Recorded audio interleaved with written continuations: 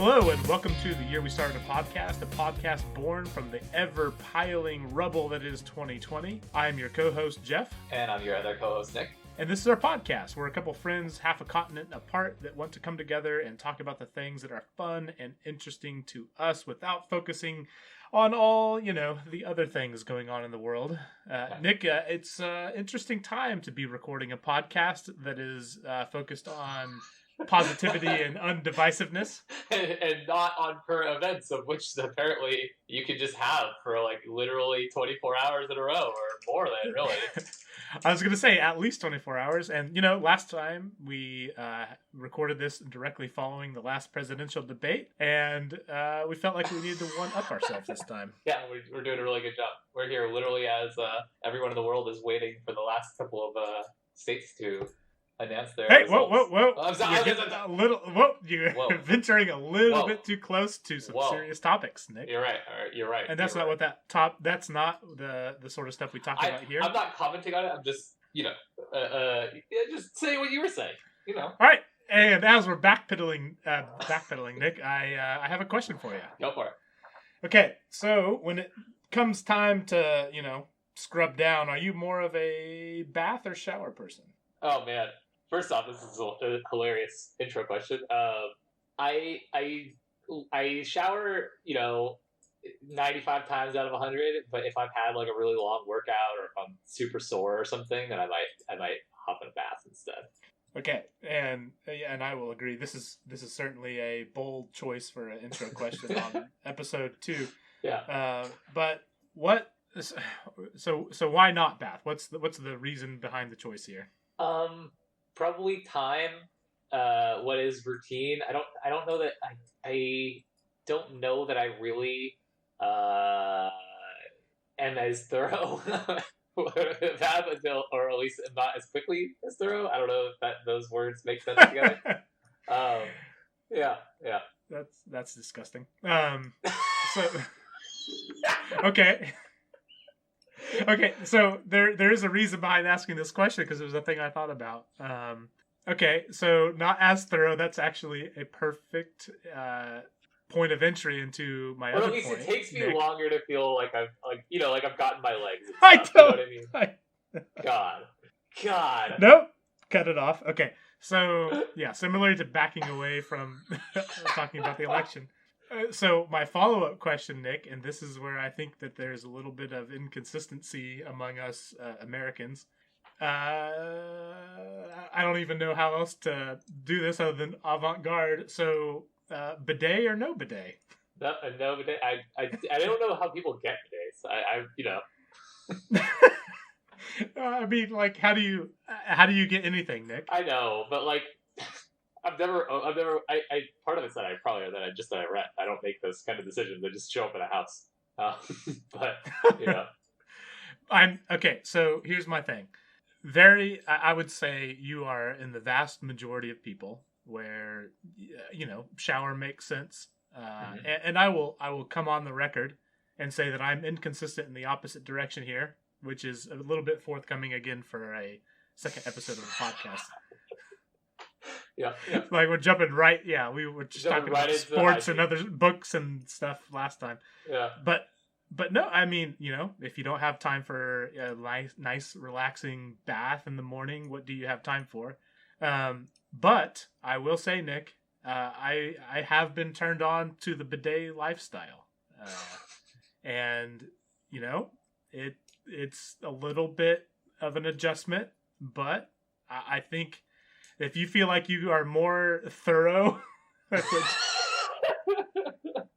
in your showering life, which I feel like most of us on this... me speaking is just an opportunity for you to shove my own words in my face, which I know better. But no, I feel like if that is a concern or opinion that you hold, you have to give it a try. You will never go back. I tell you what, like the before times when we would go traveling places and stay in hotels and such, it is a noticeably more poor experience when you are familiar with not. Actually, you know what? I think we don't need to go into the details. it's a thing where I don't think you can go back from, and a little bit weird at first, like I said, but man, I tell you, you feel very clean, Nick. What's the bathroom inconsistency thing? That people want to be pelted with water from a shower to feel more clean, but then want to do the Okay. most. Yeah, you know where I'm going with this, with I the do. paper and such. Yes. So my question to you is, how much of this are you gonna have to cut to make yourself comfortable? Oh, the entire thing. The entire Actually, thing. you know what? Screw it. This is all in. This Okay, is good. Okay. uncut because I feel like it's best for the people. So back to politics, Nick.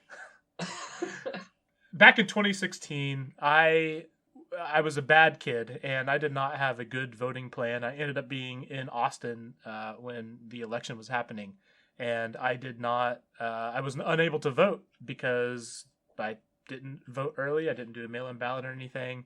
And I had every intention to. It's just my lack of planning and just being an irresponsible adult resulted in me being stuck in Austin, unable to vote. Right. And from then, I felt very bad about that. I've always been a person who I haven't always been perfect in my younger years, but I've been more intentional in my not younger years. That I think voting is very important, and obviously, like I've mentioned, this is a time where that is more apparent. Now more than ever. Yeah.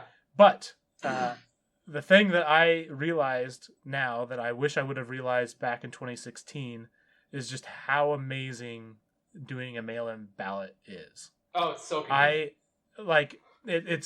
It is absolutely a convenience thing, and that's why I originally had done it. But more than anything, I loved because like we want to all think that we're super well informed about every little minor election that may happen or major elections that may happen, but there's just no way to do that, and to be able to have the time to sit down and Google the lists of the things that you have to vote Candidates, for, propositions, whatever. Yeah, absolutely. to be able to Google people and such, and like give it some thought and talk with my wife about like what do we think is best. I absolutely, and again, like I want to distance this from the conversation of what's happening right now, but like just the absolute like I cast the most informed ballot this year that I ever have by a landslide, and I feel a little bit vulnerable saying that, but I just No, I think it's taking totally the time fair. to vote when you are actually doing the research.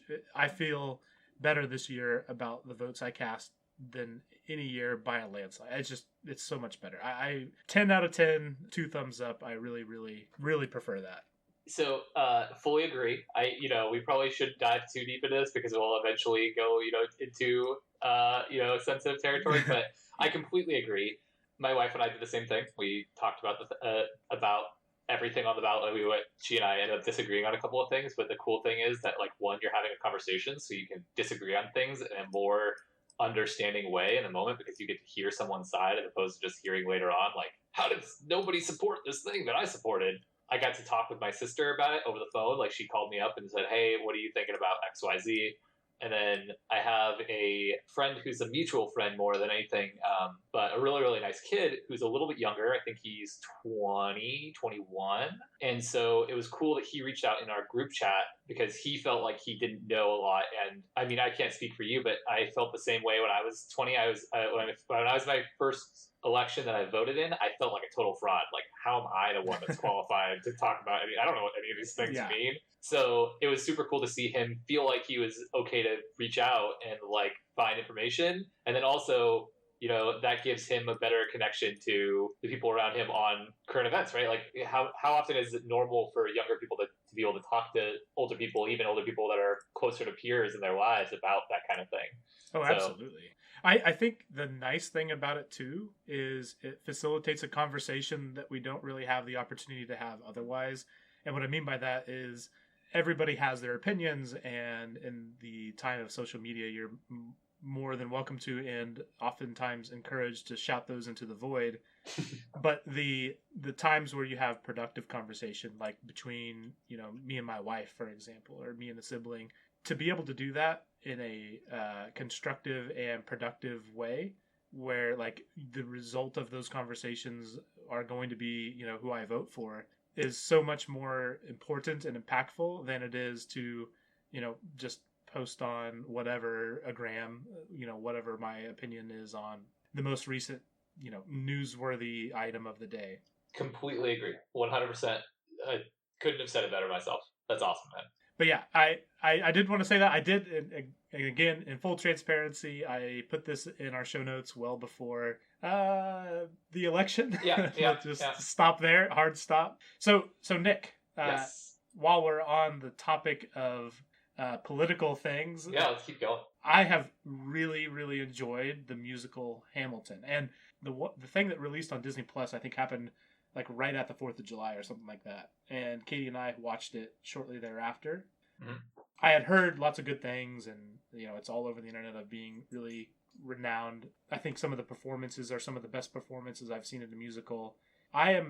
There's very, very few movies, or in this case musicals, that I will watch multiple times. But in our second watching of it, which Katie and I watched, I don't know, maybe a couple weeks ago, again, as a person who doesn't watch things a second time often, it's better the second time, right? It was better because I wasn't wondering what was going to happen, and I got to focus on how good the performances were, and they're so freaking good. And they're totally, I completely agree with you. They are fantastic. The performances are fantastic. But then also, there's a lot of, little hidden gems, since obviously Lin-Manuel Miranda knew the outcome of the story. He's able to put in little gems and little teasers that if you're looking closely later on, you can find it, you can notice them, like, be like, oh, that's clever. And then also, you don't really know all the characters as in depth at the start of the play that you do at the end, which is true for everything, but it really informs some of the earlier scenes of Aaron Burr in particular. He starts off really comically disingenuous feeling, and then, by the end of it, you have a much better image of him as this person who feels repressed and feels bottled up. And so seeing him through that lens the second time through is a lot more interesting, I feel. So I completely agree with you. I think it's fantastic, and I'm glad you checked it out a second time. I'm glad you went against your normal grain. Yeah, and I'll tell you too, what this introduced me to, and I had some exposure from other things that I watch and listen to Lin-Manuel Miranda, but this really, put me in a deep dive of just all the things that he's done, and my gosh, that dude is so talented. Like, it's nuts how talented he is, and he's like multi-talented. But yeah, I like whatever we need to do to get him to make more things. Like, I want more. But so obviously you've watched this before. Yeah, so actually, I started listening to it a long time ago from our friend Corey. Yeah. He got me super hooked on it when we'd be playing video games late at night, and then. So when was that, like, timeline? Oh man, it was while I want to say it was 2015. It's either 2015 or 2016. So it was shortly after. I believe that they started playing on Broadway in 2015. Is that right? I think you're right, man. It's just. What's crazy to me is, like, I heard for so long of how good of a show it was. I hear you typing it. Yeah. I heard for so long of how good of a show it was, but I don't know why. I just never gave it a shot. Going back and looking through, like, Reddit posts and stuff of people being so excited and listening to just the soundtrack, which, again, from my experience, the first time I gave it a shot was when it was on video.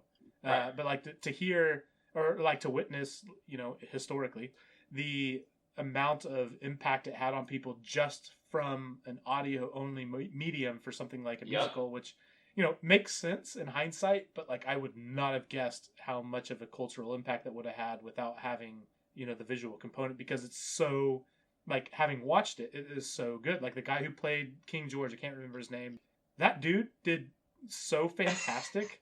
Like he's much better visually too, right? Like he's great, even just from his singing, but he's even better when you got the facial expressions to go with it, right? I mean, seriously, like his vocals are phenomenal, but his mannerisms are among the best of anything I've ever seen. Like he he plays Insane King like better than anybody I could possibly imagine. Like it's so freaking good. I loved it so much. Completely agree. So you watched it in person, is that right? Yeah, so I watched it not that long ago in San Francisco. The first time it was in San Francisco, because I know it's been there twice now, I believe. Oh my gosh, I'm legitimately so jealous. Like that was post like None of the original cast was there. Okay. It was still fantastic, by the way. Can totally give it up, and I feel bad because we were watching, and I think we saw someone who I think we watched on a day that it was not I watched it in 2017. I just looked it up. So one of the person who was playing Hamilton, I believe, was like not the understudy for Hamilton, but was the understudy for Washington, I believe. So okay. I think it was like an off night, or somebody was sick or something like that, and they didn't say anything to that effect. But it was clear when you looked up the cast and everything that he wasn't supposed to have been playing Hamilton at all, and he just rocked it. Everyone rocked. It was really good, and it was interesting because I already had this personality prescribed to everybody, and even the same lyrics can be sung in a different way, and same as any good cover. Right. Yeah, it brought a whole new flavor and a whole new personality to it. Yeah, I came into this wanting to recommend it to you. Obviously, you don't need the recommendation. No, I appreciate it. If you're listening and you haven't seen it, Disney Plus, go check it out. It's absolutely worth your time. It's one of those things where when I first started watching it, within just seconds, I was absolutely like, oh my gosh, I'm so into this. This is so good. I love listening to talented people do amazing things. There's just, it doesn't matter what the genre is. If it's good, it's good. I completely agree. And even if I haven't seen too many musicals. A lot of my friends growing up were the types to be in productions and stuff, especially amateur productions. And I have a friend who I've been lucky enough to see down here who does some amateur productions as well. But I'm not a huge musical aficionado or anything, and I loved it. And I think it's one of those things that bridges to people who aren't fans of the genre, the same way Game of Thrones appealed to a wide audience, not just fantasy fans. So if you're somebody who's I don't know, I feel like the Game of Thrones analogy is a good one because I am not a person that enjoys fantasy. Which sounds bad because I'm such a big fan of good fantasy. Yeah, because it doesn't sound good because I'm a nerd. I've been outcast immediately, but I very much enjoyed Game of Thrones. I enjoyed Lord of the Rings. I absolutely adored Harry Potter growing up. So it's just good stuff. It doesn't matter if I don't like the genre, if it's good. I'm not necessarily a person that would seek out musicals, but good musicals, absolutely on board. Definitely agree. So Nick, last time we talked, you recommended a book. Yes, Pachinko. And I bought the audiobook. Oh, dang. I did, yep. And I listened to the audiobook. The whole thing? Absolutely not. Okay. So here's the thing. I listened to it for the first, I don't even know how many chapters. But what it was a good reminder of is how depressing it would have been to grow up or live in the time that is set in. And completely. I had to pull the ripcord when the guy that they had let into their house that was going to die. I assumed it was going to die. Spoilers, by the way. Spoilers. Wow. Yeah. Yeah. I don't think the first hour of reading counts as spoilers, but fair. No, I did stop listening to it, and it is legitimately because it reminded me of all the things that are messed up about our world right now, and this is a podcast where we focus on good and happy things. Oh, man. So, recommendation number 1, -1 for Nick. But, it is something that I will go back and listen to. I just think that in the middle of 2020 is just too much for me right now, and I was like, this is extremely good and interesting, but not a thing to read this year, or probably not next year either. I need a year of distance before I can go. So I appreciate that recommendation, Nick. I don't have the stomach for it quite yet. No, it's totally fair. I apologize. I should put out in the future that half my recommendations, I'm just a sucker for melancholy style media or melancholy media and just sad or dark media, and I hope that doesn't color my personality too much. But I probably always lean to recommend like, oh, here's this thing, it'll rip your heart out. That's like No, it like typically that would be the thing I would enjoy, but when you don't have a heart to rip out at this point, it's a little bit much. But no, it is super interesting, like just hearing some of the what it would have been like. But and I would love to know more. I just know, especially with some of the things you said in our last episode, we'll have to come back to it. Right, like on top of all the the things I already talked about, just the. Once you're in a good, happy, comfortable mindset, that's when you can go back and start ripping that heart out again. Right. Like I didn't even get to the social injustice side of things. Oh, it's coming. It's coming. Yeah. So that'll have to be another episode, but not yet. Fair. So Nick, I found out something that's kind of interesting. This isn't really much of a back and forth story as it is just a random anecdote that I wanted to tell anybody, so you're the person who wins that prize. But so my mom had a cousin that she's been close to, like the cousin that she was most close to for her entire childhood and growing up, that her son has been really good at baseball. Okay. She had mentioned that he was playing baseball in college, and eventually this would have been, I don't know, 3-4 years ago at this point, that he had gotten drafted into the MLB. But Dang. And again, like I mentioned last time, baseball is not really my jam, but it's still fun to pay attention to, I guess. I just kind of assumed that he, being drafted in hockey or baseball or whatever, like Pat Mahomes got drafted into baseball. So probably not playing anytime soon in the MLB. Sure. So I didn't really think through what that would mean, and who knows? I didn't even know what position he played. And I just kind of figured, baseball has lots of... The minor league teams, yeah. The minor league teams, yeah. I mean, anyway, so I didn't really think much of it. Until recently. So do you want to guess? I'm not going to let you Google. I'll listen for your keyboard here. Do you want to guess what team... First off, we'll start what team. What team do you think he may have played for? I'm assuming the Royals. Nope, not the Royals. The Giants? Not the Giants, but you are getting closer. The A's? Nope. Okay, I was wondering if it was especially relevant to me. It is. It is. I'll go one back. They'd say Dodgers? Yeah, he plays for the Dodgers. Do you know anything specific about the Dodgers this year, Nick? Not at all, no. I know that they just traded for... Oh, man, I should know this. They just traded for an all-star last year, right? I don't know anything about that. Fair. But okay.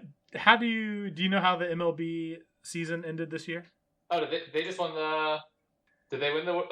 I don't know. I don't. Is the answer to that question. Well, I'm very proud of you as another bad baseball fan. They, as a Californian person, I know, it's easy to have it just wash over you with all of the championships you guys have. But no, they won the World Series this year. Damn. Okay. So he got himself a ring. Your second cousin. Yeah. Okay. So here's the thing. Again, I knew of my mom's cousin. I knew who she was growing up. I knew of her. I never met her that I know of. I don't remember. But my mom always talked about her. That was the cousin she was close to.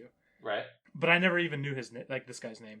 Anyways, so do you want to take a stab at what position he plays?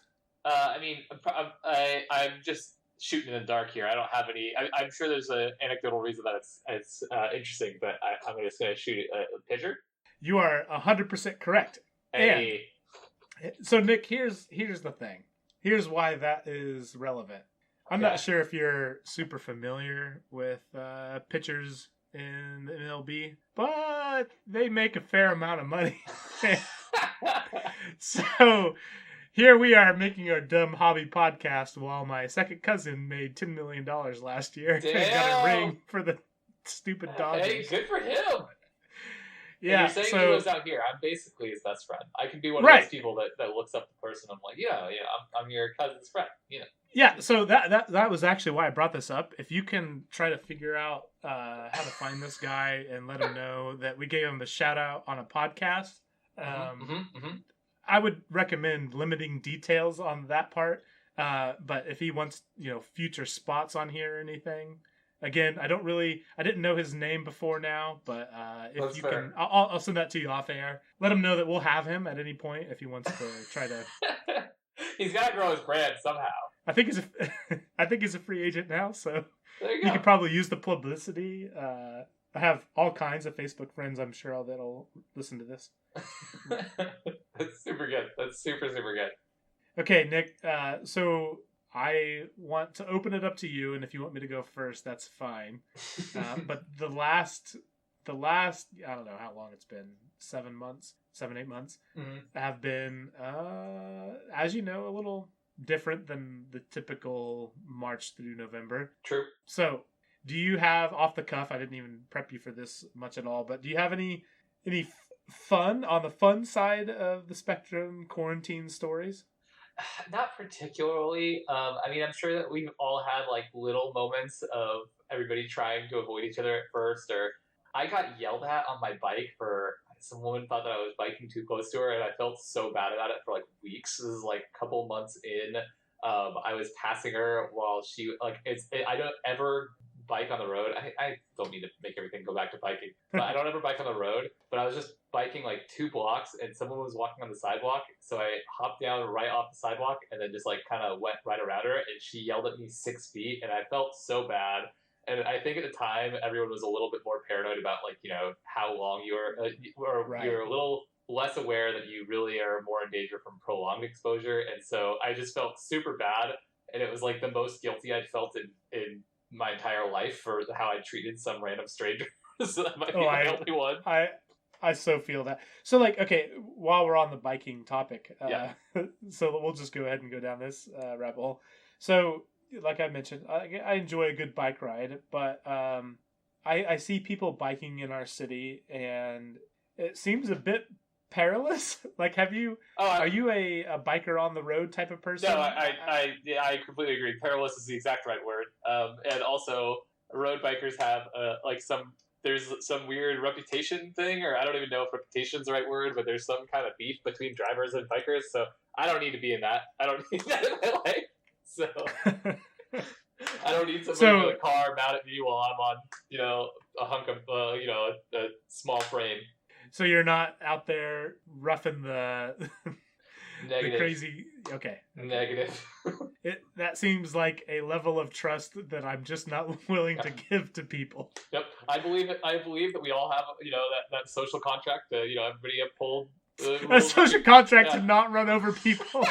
Yeah, exactly. But I don't know how far I'm willing to trust that social contract. These days I'm not 100% sure. I don't know. Okay, what were we talking about? Oh, what's your Avon story? Okay, so my son, he's 4 years old. At the time, he was 3 years old. This was a good couple weeks into when effectively the country went into lockdown. Yeah. Which is not the time to want to go out. And we know a lot more now, but that was a very, back then, believe it or not, it was a much less polarizing time, and everybody was basically bought into the fact that we need to do this thing. And going back then, again, this is focused on positive and not polarizing things, so we'll not go into detail on any of that. So we were a couple weeks into lockdown stuff and just living our lives out of our own home and all going well.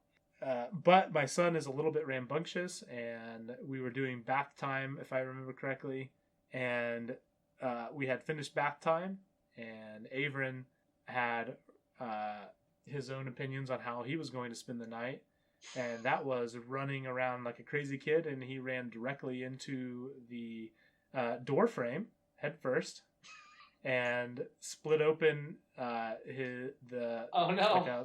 good inch gash in his eyebrow. No. And it was very disturbingly just gross.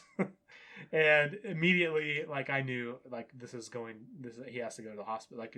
It's 8:00 at night. There's nowhere open. He needs to go to the emergency room, and we need to get this stitched up. So the thing about that then, and it's still true now, is you can only have one parent.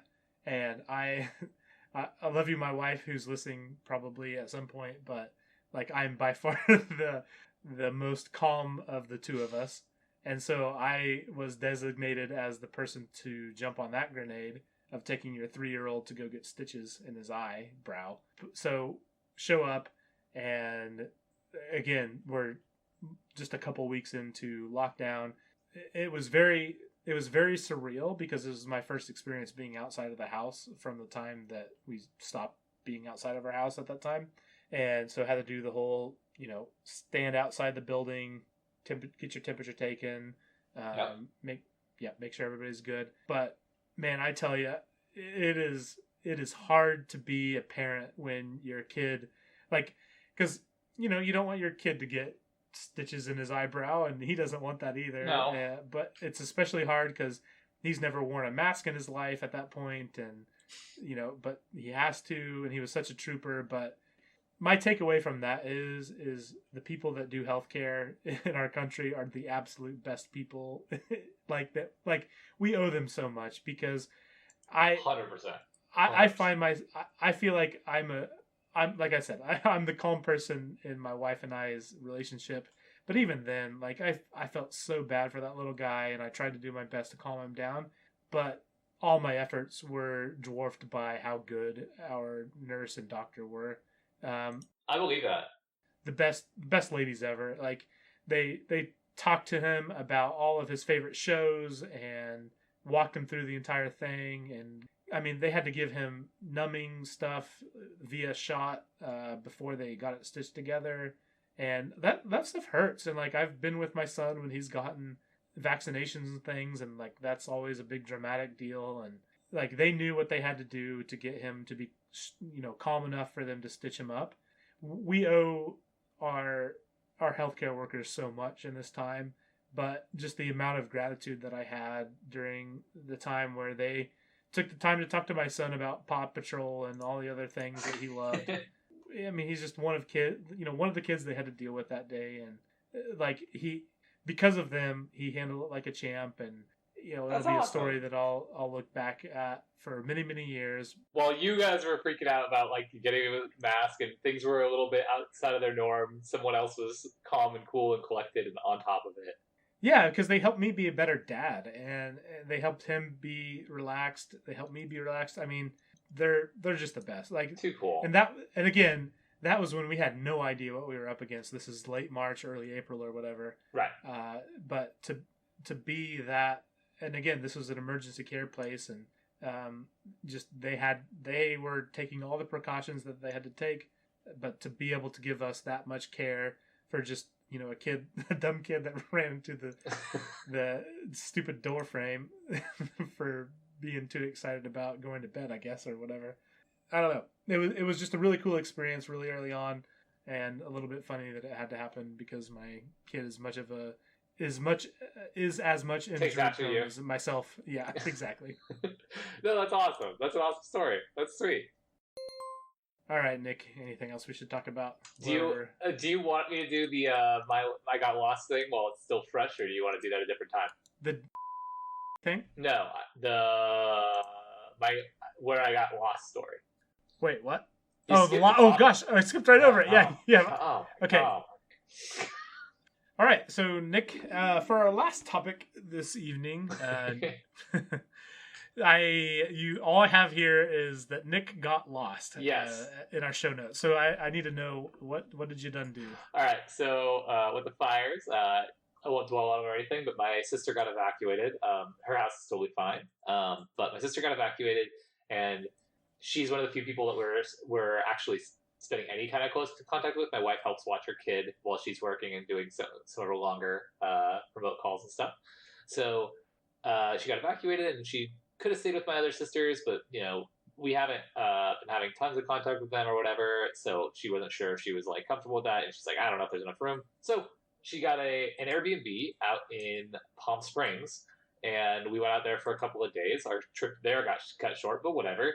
So we went out there for a couple of days, and it was kind of surreal because you're like on this like kind of weird vacation where where you also can't go out places the way you used to. This is quarantine and everything. Right. So, It's like a remote staycation. yeah. But it was a lot of fun. But so I brought my bike so I could go on rides. And again, don't want to be just the bike guy on this, but so I went on a bike ride on my own, did a whole bunch of research to make sure I wasn't getting into anything that I couldn't handle, to make sure that I was going somewhere that was straightforward to take a ride. So, not trying to take 17 turns at some weird landmark that, who knows if you can actually identify it or not. And that I'm not going on anything too difficult that's like out of my skill level or anything like that. But so I do tons of research the night before. And in particular, the reason I went on this one trip, this one loop, was because it said all trails well marked, and it showed some example photos of just these big, almost artistic trail signs. So I get out there, and the way all California rides start is with a climb, because everything out here is just a freaking mountain. Of course. Yeah. So I get riding, and basically all I know is at some point in time, this single fire road or access road that I'm on is going to have a left-hand turn onto some other trail called a Cathedral Canyon. So I get riding, and I'm like an hour in, and I'm like, man, this is a lot longer than my normal one. But maybe it's like a longer downhill, or maybe it's a little windier on the way back or whatever. And I've had to stop a couple of times by now, which on my local loops, I never have to stop at my climbs, which is not me bragging, by the way. I'm still not, regardless. So, Oh, it's you bragging. It's totally me bragging. God, I climb local hills. You don't know. I'll cut it out. Regardless. So I, stop a couple times and checking my little map and stuff, and I don't have great GPS, and the app that I used to use for this actually just went paid, and I'd been too cheap to use. I'm like, I never use that anyways. I won't buy it. And what, you can't start a subscription while you're, on the trail side with shoddy internet connection. So I left for this ride with about 3 hours of daylight. And 2 hours in, I was like, all right, well, I've gone too far. I know my way back. I for sure know my way back. But I've ridden 2 hours uphill, and damned if I'm going to turn around and not get a good downhill out of this. So I called my wife, because I have one bar, and I'm like, hey, can you just look up where this thing is? And I call her, and I don't have any reception, so she just hears static. And she starts panic texting me. Oh, no. Which is great. Oh, no. She starts panic texting me, and she tells me that, my Google Maps pinned or whatever, the thing, the track my friend's iPhone thing or whatever, hasn't updated in 15 minutes. She's like, are you okay? So I was able to get a text out telling her, I'm fine. I was trying to get directions. She's like, do you know your way out? I'm like, yeah, I know my way out. But so I look around another 2 seconds after this, and I find one of these big giant signs that I saw pictures of, and I'm like, what the heck? I found this one. This is way past what I was looking for, but it kind of took me in the right direction, so I took it down. And when I pop out at the bottom, which took way longer than I expected, so I'm losing daylight. I'm almost 3 hours into this long ride of almost all uphill. I took the most simple route of all, loop of all time, and I get down to the bottom of the uphill, and at this point I've seen 2 of these giant metal signs where the trail name is literally carved out of the metal, which is great and super easy to see your way around. But I get out of this one long downhill trail back onto that main fire road that I started on, and right in front of me is a small little wood post that's hidden amongst the bushes, and there's not a lot of bushes. This is in Palm Springs. This is in the desert. There's almost none.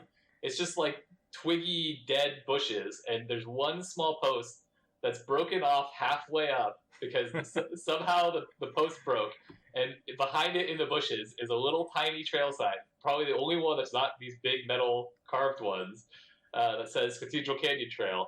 And so I'm 2 hours and 45 minutes in with daylight flailing away, and my wife having had a panic attack, and I'm like, oh, I finally found my turn. I finally found and dude, I'm telling you, I'm trying to reach for any equivalent experience, and the only thing I could think of was the very first time I was allowed to drive on my own, and I accidentally turned the wrong way on the road that would have gone back to my house. I drove 30 minutes the wrong direction, so I was an hour from home. But I feel that doesn't count because I would have been 14, 15 years old. Fair. And you're a grown adult. I am. I'm sending you a picture of. I didn't take a picture of the other thing, but I'm sending you a picture of the post where it says trail. It's like a small wooden post. It's about waist high, but it says trail.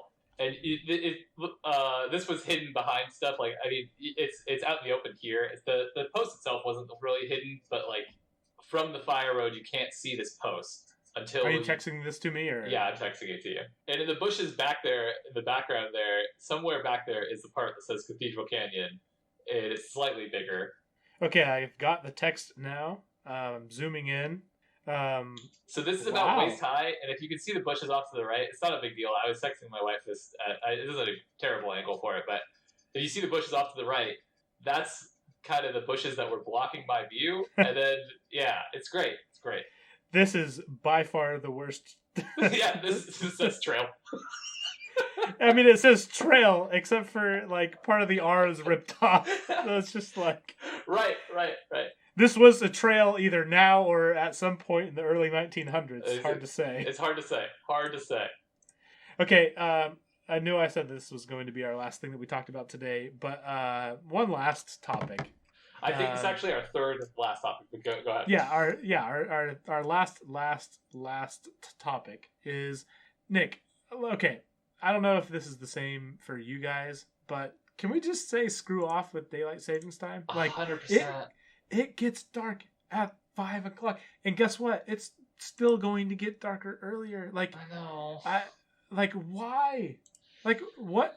Who? I understand. Like yeah, maybe back in the whatever days when war and blah blah blah. But like I'm walking out to my car and it's dusk, and I have a half-hour drive ahead of me, and I still have to come home and cook dinner or help cook dinner or take care of the kids or both or neither. But like, there's just so many things left in the day to deal with. And like I guess it's nice that when I wake up at 6 a.m. when my crazy kids wake up that it's like vaguely bright outside, but I would much rather it be dark sometime after I get home. Completely agree. Why are we not? I understand that, like, yeah, we're not super efficient with governing or whatever, but I feel like we can get on board with just not screwing up 6 months worth of our days out of the year. I completely agree. Is California or any of those places out there talking about getting rid of it? I know it's Arizona that decided to screw it with daylight savings time. I should know this, but I think we're getting rid of it soon. I think we're gonna stop having daylight saving time in California. Yes, I don't know. I know places out like I think UK or some other European places are not doing it anymore soon. But like, oh my gosh, like if there's anything I can vote for, that's what I would vote for. Stop it with the daylight savings time. Okay, so we voted for it. Quick Googled. We voted for it. It passed to change daylight savings time. Okay, so it has to go through the California State Senate. Dang it, guys! What are the odds? They need a 2/3. They need 2/3 vote. Okay, is it gonna happen, Nick? You need to call it here. I don't think so. I don't know what's changing with the California State Senate this election cycle or anything, but I don't think so. Which is all right, and we accidentally hit our third topic of politics. Yeah, so you're welcome. Let's probably call it good here. That one out. All right, this has been the year we started a podcast. Thank you for listening. I hope this was better than the other things that are on right now. Little bit on the polarizing side of things here lately, but yeah, bar set low. So hopefully we did better than that, and we'll talk to you next time.